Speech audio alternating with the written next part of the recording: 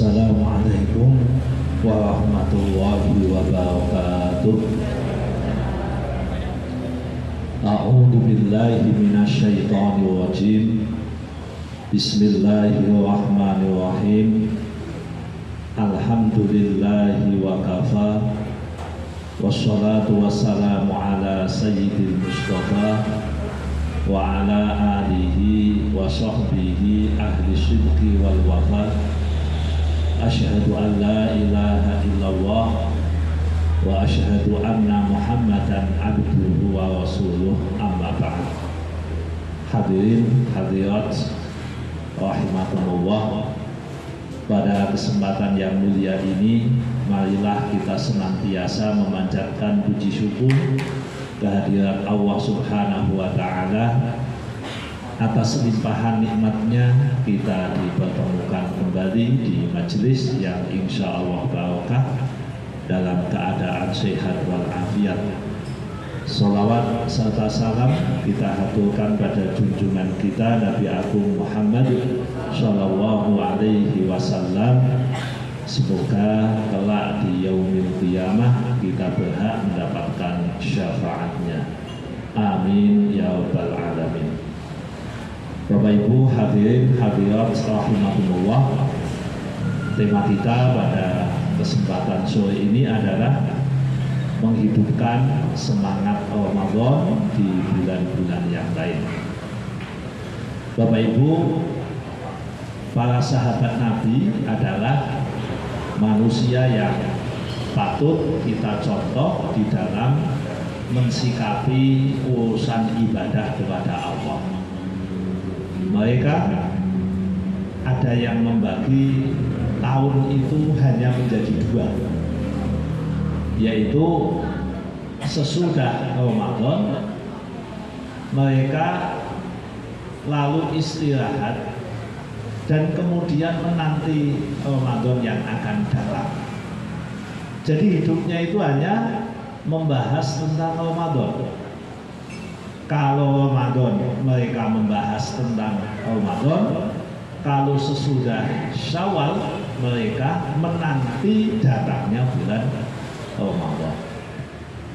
Nah, mereka bisa mempunyai semangat seperti itu, Bapak Ibu, karena paling tidak, ini analisa Bapak Ibu, bukan hadis Nabi, paling tidak ada tiga hal yang bisa kita lihat dari mereka. Yang pertama, Bapak Ibu, kenapa mereka begitu membuat Ramadan menjadi semangat yang luar biasa?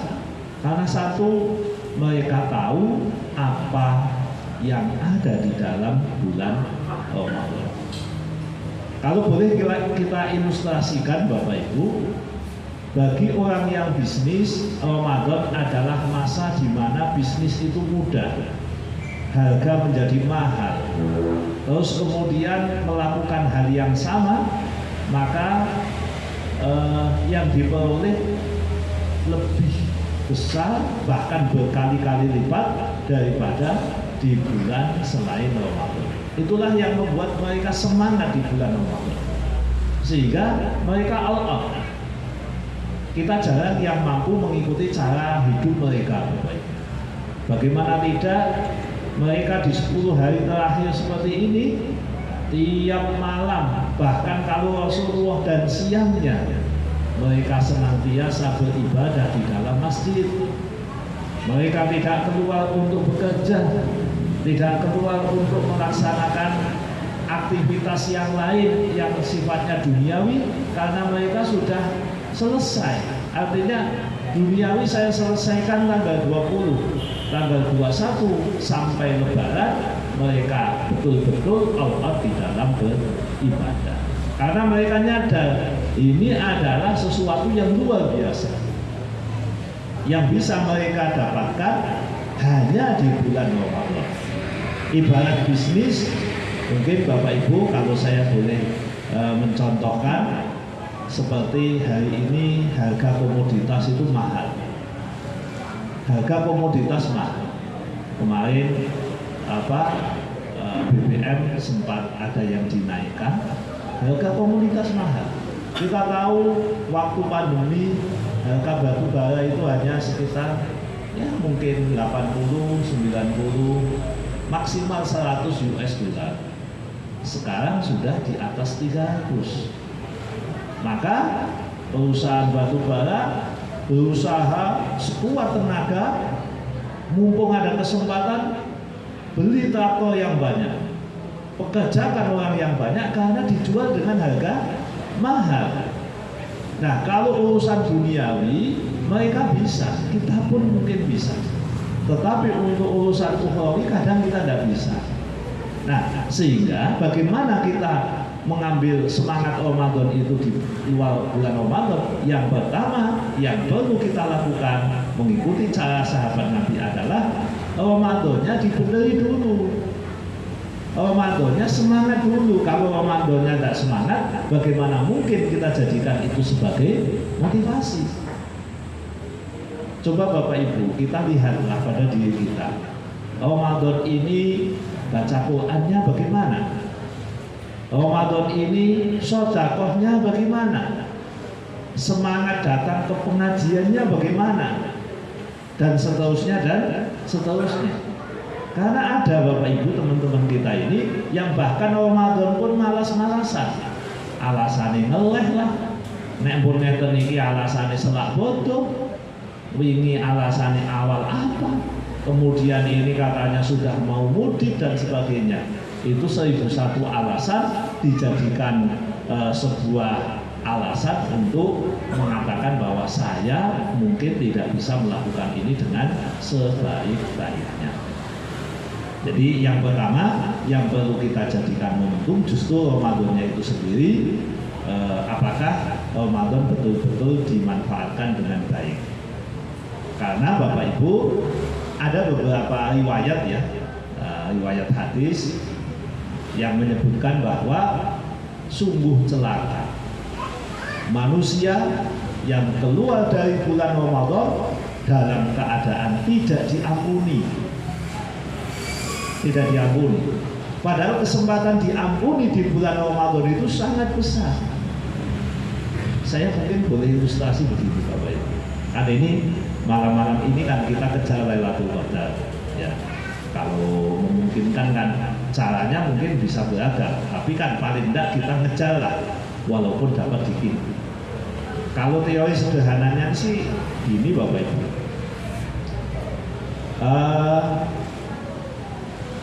Paling sederhana gitu.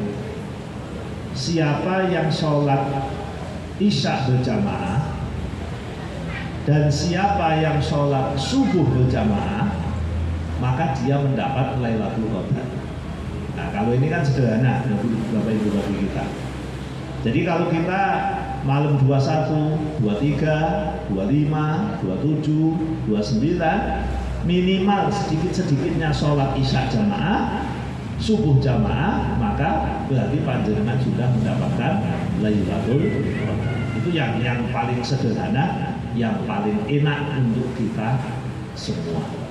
Logika yang dipakai di situ adalah Rasulullah menyampaikan barang siapa yang sholat isya berjamaah maka seakan-akan dia sholat setengah malam. Siapa yang sholat subuh jamaah seakan-akan dia sholat semalam suntuk. Nah, jadi ini bisa dijadikan acuan lah, acuan dasar bagi kita. Monggo kita bisa menyemangati kita dengan cara seperti itu, minimalnya sedikit-sedikitnya, yang penting sholat isya subuh jamaah. Jadi umpamanya jenengan kerja malam atau melakukan aktivitas yang lain, itu bisa menjadikan acuan dasar bagi kita semua. Oke, jadi Ramadan itu betul-betul kita cari. Nah, tapi Rasulullah menyampaikan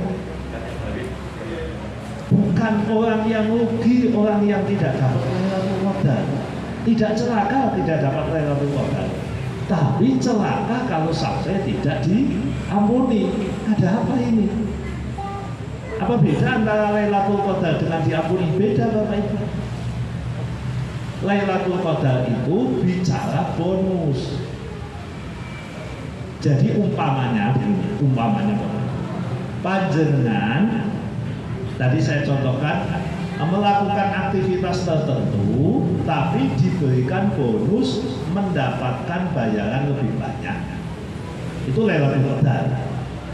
Tapi Nabi sendiri mengatakan sungguh celaka orang yang melewati Ramadan dan dia tidak diampuni. Berarti Lailatul Qadar urusan diampuni kah? Betul.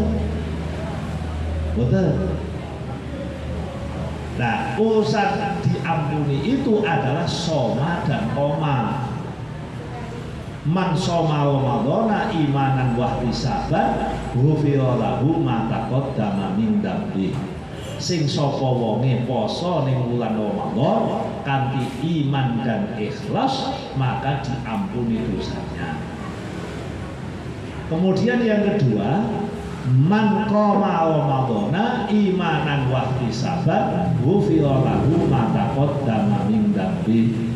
Barang siapa yang mendirikan sholat malam di bulan Ramadan dengan iman dan ikhlas, maka diampunilah dosanya. Jadi Bapak Ibu, untuk bisa diampuni agar kita tidak celaka adalah soma dan koma. Saumnya bagus, qiyam Ramadannya bagus. Maka jangan patut mengapresiasi diri, patut applause pada diri jika soma dan komanya sampai detik ini itu terjaga. Ramadannya malamnya jenengan senantiasa tarawih atau senantiasa sholat tahajud, maka jenengan patut berbangga. Nah, itu yang bisa dijadikan acuan untuk nanti pasca Ramadan kalau bisa itu dilanjutin. Jadi faktor pendorongnya adalah soma dan komanya, Bapak Ibu. Soma dan koma. Maka pasca Ramadan meskipun itu ibadah sunnah, monggo paling tidak kita sebulan sekali puasalah. Wabil khusus pasca Ramadan bulan Syawal, bulan Syawal kita puasa 6 hari. Itu untuk menunjukkan bahwa ada efek bulan Ramadan kepada tahun depan. Karena Nabi sendiri menyampaikan, barang siapa yang berpuasa di bulan Ramadan lalu mengikutinya dengan 6 hari di bulan Syawal, maka seakan-akan dia puasa setahun utuh. 6 hari di bulan Syawal bagaimana? Boleh langsung tanggal 2, 3, 4, 5, 6, 7 boleh, atau panjenengan memilih selang-seling jam juga boleh. Panjenengan pilih tiap Senin, Kemis. Memang boleh Pak, Senin Kemis diniati puasa Syawal, boleh. Selagi sunnah dan sunnah, maka dua bisa tadahul, saling memasuki, tidak apa-apa. Tetapi kalau wajib tidak bisa. Lah Pak, kalau saya punya utang, saya kan perempuan haid. Saya orang yang kemarin itu di bulan Ramadan sempat sakit. Saya mendahulukan yang mana? Apakah saya harus puasa wajib dulu sebagai qadha ataukah saya puasa sunnah? Maka panjenengan boleh memilih keduanya. Tapi kalau panjenengan mau langsung puasa sunnah tetap mendapatkan keutamaan. Lupa kan wajib dulu, ya betul, wajib dulu itu teorinya, aturannya begitu. Tetapi ingat bahwa kewajiban qadha itu sifatnya wujubut tarakhi, wajib yang boleh ditunda. Wajib yang boleh ditunda. Maka kalau mendahulukan puasa Syawal boleh, silahkan panjenengan boleh melaksanakan itu. Oke. Jadi semangatnya adalah Ramadan kita puasa dan koma, kita soma dan koma, puasa dan sholat malam, mari kita lanjut. Bahkan Bapak Ibu, ada seseorang kiai, seorang ulama yang pernah menyampaikan begini untuk memotivasi kita agar pasca Ramadan ini kita masih semangat sholat malam. Apa caranya? Kalau malam tetap sahur Pak. Jadi tiap malam tetap sahur, ben tani, ben melek. Sebab pulau panjenengan kan kadang semangat semangatani mergo pengen sahur. Nah, sahur meskipun tidak puasa. Jadi makan malam kanggo melekke mripat. Kanggo melekke mripat, ben mripat niku melek. Karena orang itu punya semangat beda-beda Bapak Ibu. Wong kita itu begitu di luar Ramadan, bangun malam itu ya males, kecuali yang sudah terbiasa. Nah, harapannya di bulan Ramadan ini membentuk diri kita bahwa betul-betul kita itu menjadi orang yang ahli qiyam Ramadan, ahli puasa. Nah, menandakannya itu kan perlu untuk ditindaklanjuti. Syukur-syukur continue istiqomah sampai mati. Syukur-syukur begitu. Tapi paling tidak Bapak Ibu kita melakukannya walau karena seminggu sekali, walaupun hanya sebulan sekali, lanjutkan. Sholat malam kita lanjutkan Bapak Ibu. Oke, kita tentu porsi imannya beda-beda, kita sadar itu Bapak Ibu. Tetapi kalau bisa ya anut prinsip malam yudrokuluh lam tudrokuluh. Apa yang tidak mungkin kita lakukan semua, maka jangan ditinggalkan semua. Jadi kalau kita tidak mampu sebulan penuh, ya seminggu bisa. Ya monggo pilih. Malam Jumat boleh Pak? Boleh. Katanya makruh kalau malam Jumat tok. Ya kalau nyengaja hanya malam Jumat saja itu makruh. Tetapi kalau tidak ada kesengajaan murni kita hanya saya kebetulan moodnya hari Jumat, ya tidak apa-apa. Kebetulan saya kalau hari Kamis itu pekerjaannya tidak begitu banyak, malamnya tidak begitu capek, lalu saya bisa bangun malam. Bapak Ibu, jadi ini dijadikan semangat lah. Jadi yang ada di bulan Ramadan ini kita jadikan semangat untuk itu.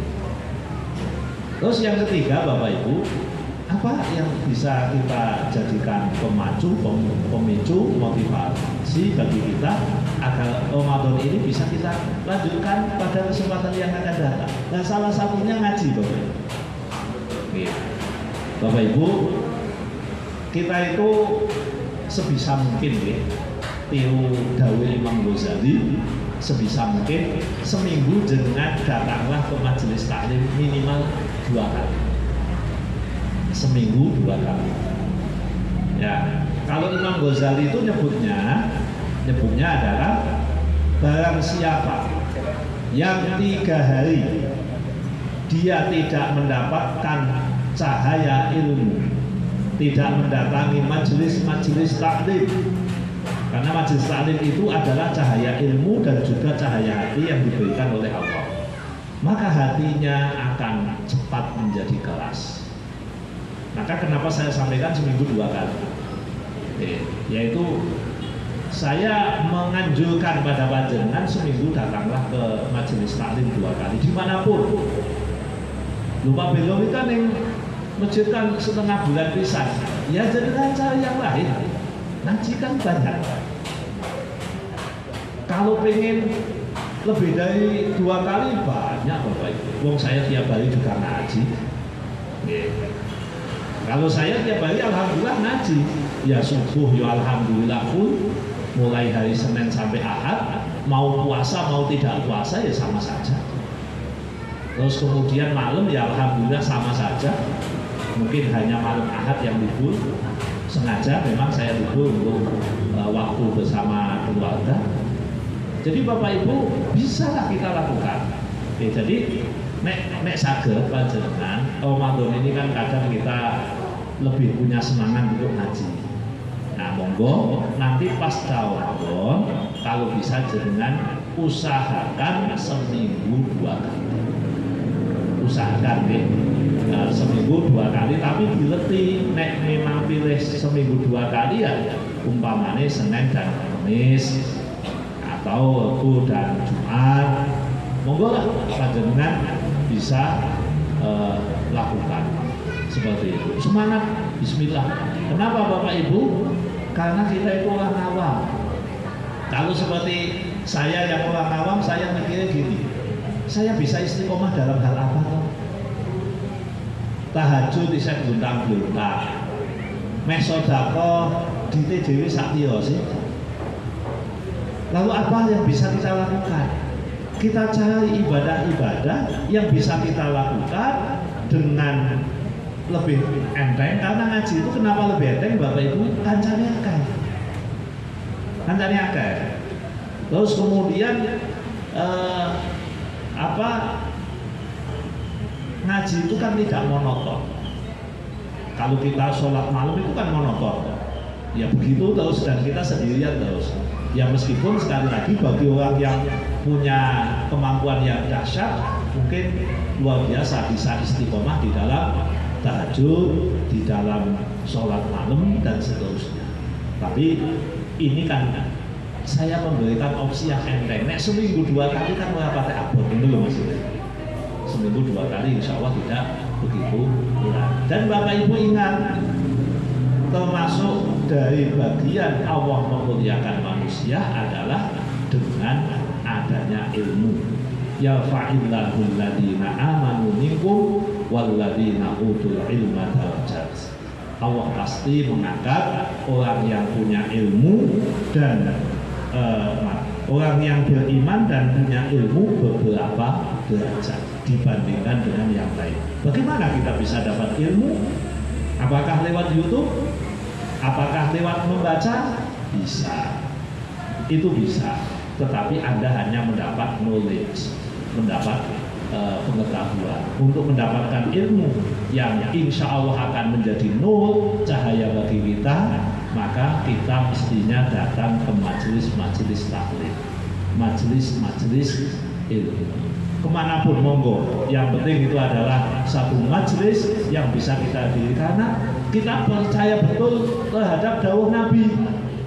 Kita itu pengen masuk surga. Kata Nabi, man salaka thariqan yaltamisu fihi ilman sahalallahu lahu thariqan ilal jannah. Ini penyemangat kita Bapak Ibu.